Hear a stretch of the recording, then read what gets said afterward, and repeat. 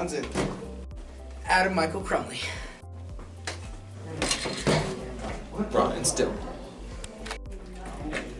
Josh Garvin.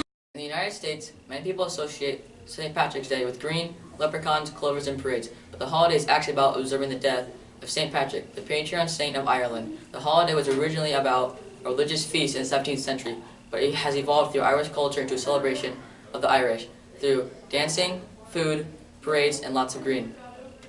What do you know about St. Patrick?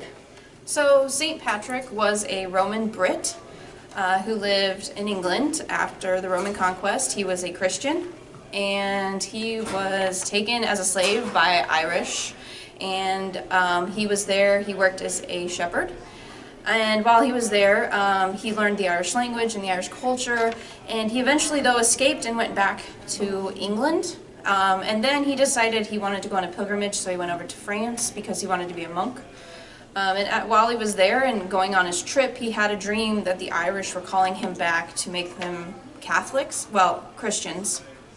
And so he then decides to go back to Ireland, and he begins to try and convert as many people as possible. Once that happens, though, there's some kings that are upset with him. But eventually what will happen is he'll be able to convert many of the kings, and the Irish see him as the person who brought Christianity to Ireland. So why do you think leprechauns are associated with St. Patrick's Day?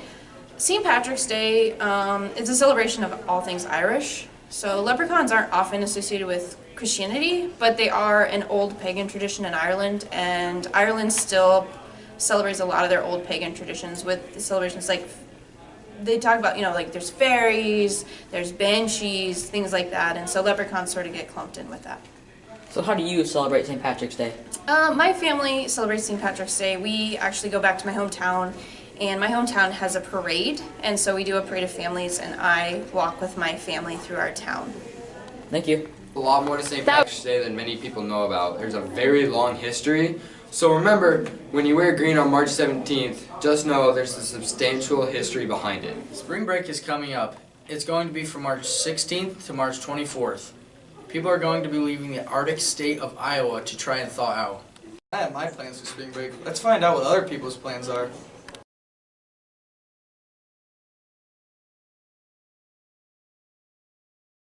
For spring break, I am going to my bed. I'm going on a cruise for vacation to a few different countries. I'm going to Mexico for spring break. I'll be sleeping and watching Netflix. Camping. Have a wonderful spring break and stay warm. College postseason's coming up, as well as March Madness. We're interviewing some people on who's going to win the tournament. I want Iowa State or North Carolina to win. I want Iowa or Villanova to win. Don't forget to fill out your brackets. Selection Sunday is on March 17th, and the first 4 games are the 19th and the 20th. The national championship is on April 8th. March rolls around, preparation for track and golf begin. Last season, girls track sent Alexis Maurer, Courtney Drake, Lindsay Ford, and Chloe Wells to state for the sprint medley, open 400, and shot put. Boys track sent Buddy Darting and Zach Hine to state in the 3200. Last season's golf for boys went very well, but sadly fell short of their goal, sending none to state. Girls golf also had an outstanding season. What are your goals for the upcoming season? Our goals for the track season would be to place in the top half of our conference track meet, to be top 3 in all of our other track meets, and to get probably 4 or 5 events of the state track meet. Why are these your goals? Well, these are my goals because I think we should have a pretty successful season this year. We've got some good newcomers, we've got some veterans returning that are going to be successful this year, so I think we have a pretty good shot at being a good track team this year. How are you preparing to meet your goals? Well, we're going to work hard at practice as soon as we can get outside and start running.